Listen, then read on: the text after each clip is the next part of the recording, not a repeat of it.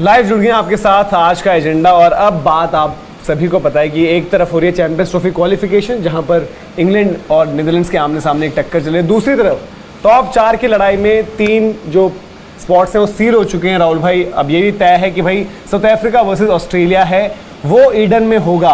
Terms and conditions applied. उस terms and conditions applied में ये है कि अगर जो कुदरत के निज़ाम की बात चल रही है बहुत ज़्यादा, आज हालांकि बारिश नहीं हुई है, आप सब लोगों ने आई होप आपने वेदर अपडेट भी देख ली होगी जो हमने स्पोर्ट्स तक पर डाली भी है, लेकिन आज नहीं हुई है बारिश राहुल भाई। कल की फोरकास्ट आप भी बताइए। वो अपडेट क्या है? आज वाली या कल वाली? जो आज स्पोर्ट्स तक पे डली है, आप चाहते हैं लोग वहां जाके देखें एक बार? आप एक बार मैं आपको बता दूं कि आज तो ऐसा लगा कि भाई आज अगर मैच हो जाता तो कोई ना कोई नतीजा आता, किसी न किसी तरीके से आपको रिजल्ट सामने आता। पर कल की जो पॉसिबिलिटी, अभी जो फोरकास्ट कह रही है, बट इसमें एक चीज़ ये भी कि परसों भी तो फोरकास्ट ये कह रही होगी कि यार आज बारिश होनी थी पर आज नहीं हुई वहाँ पर, तो क्या कल इम्पैक्ट करता है? नहीं यार देखो, जो मैं देख रहा हूँ क्योंकि बहुत सारी ऐप्स होती हैं और हर कोई अलग अलग फोरकास्ट भी दिखाता है। जो मैं देख रहा हूँ उसके हिसाब से मनोज, कल है थर्सडे, कल बैंगलोर का जो वेदर है वो होगा 27 डिग्री सेल्सियस बता रहे हैं कि ज़्यादा होगा, सबसे ज़्यादा होगा। 19 डिग्री जो है वो सबसे कम होगा। चांसेस ऑफ रेन, ठीक है, 11 बजे सुबह 50% दिखा रहा है, 12 बजे 60% दिखा रहा है, 1 बजे 60% दिखा रहा है, 2 बजे जब मैच शुरू होना है, पहली बॉल फेंकनी है, तब दिखा रहा है 80%, 3 बजे दिखा रहा है 70%।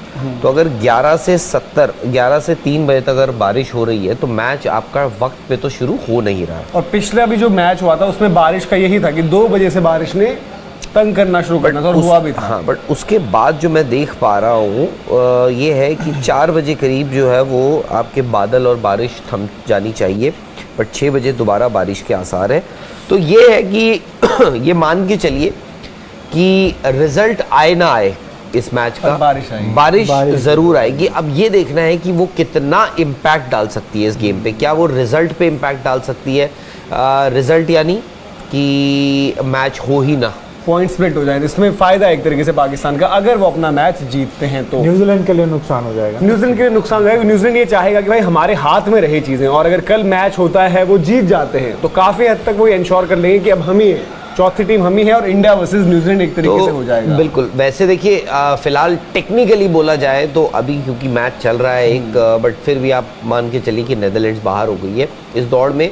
जो चौथी टीम है, स्पॉट है जो सेमीफाइनल के लिए, उसके लिए अभी 3 दावेदार है। एक न्यूजीलैंड जिसके सबसे बेहतर चांसेस है, उसके बाद आती है पाकिस्तान, उसके बाद आती है अफगानिस्तान। तो अफगानिस्तान के चांसेस कल की हार के बाद आप मान के चलिए कि ऑलमोस्ट वो खत्म हो चुके हैं। उसके बाद पाकिस्तान के चांस इस पे डिपेंडेंट है कि दोनों टीमें हार जाएं। हाँ, बट उनको भी तो जीतना पड़ेगा, उनको भी जीतना पड़ेगा। उम्मीद है कि उनको चाहिए कि सब हारे। हाँ, बट हम ये नहीं कह स्प्लिट वाले में भी वो एक तरीके से उनको रन रेट का भी कुछ हिसाब किताब रहेगा। अगर दोनों हार जाएं और दोनों हार जाए तो फिर अलग मैटर है। वो है।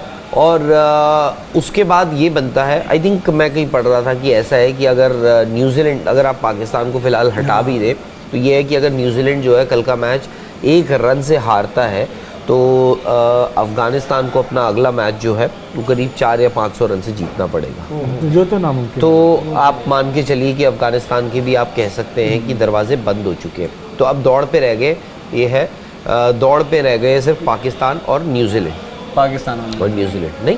हाँ। तो उसमें ये हो गया है कि पाकिस्तान की नज़रें और इवन इंडिया की नज़रें भी उस मैच पे रहेंगी, दोनों मैच खेलना है ना, क्योंकि इंडिया को ये देखना है कि वो अपना मैच वेन्यू क्या होगा, अपना और तारीख क्या होगी। हाँ, तारीख का क्या, ये मुझे भी कंफ्यूजन था। कुछ लोगों ने 15 तारीख को मैच जो होगा, अगर 15 तारीख को आप सेमीफाइनल खेलते हैं तो वो बॉम्बे में होगा। अच्छा। 16 तारीख को अगर आप सेमीफाइनल खेलते हैं तो वो तो इंडिया जो 15 को खेलना था वो हो सकता है 16 को खेले अगर पाकिस्तान आती है। एग्जैक्टली। तो उसमें ये है कि पाकिस्तान, जैसे अभी मनोज भी जो बात बता रहे थे और जब इतने दिनों से बात कर रहे थे, इक्वेशन सिंपल है। अगर न्यूजीलैंड कल का मैच जो है वो श्रीलंका से हार जाता है या फिर टाई हो जाता है या फिर वॉश आउट हो जाता है, तो उस केस में पाकिस्तान के पास सिंपल इक्वेशन है, वो अपना जो आखिरी राउंड रॉबिन का मैच है वो जीत जाए and they will be through, खत्म। दिल भाई क्या लगता है आपको, अगर सपोज ओपोनेंट्स की भी बात नहीं करते हैं, नो डाउट आज हम कुछ भी बोल सकते हैं यार कि पाकिस्तान तो कमज़ोर है, ये है वो है, बट इन द पास्ट हमने देखा कि नॉकआउट मैच में सिचुएशन दूसरी होती है।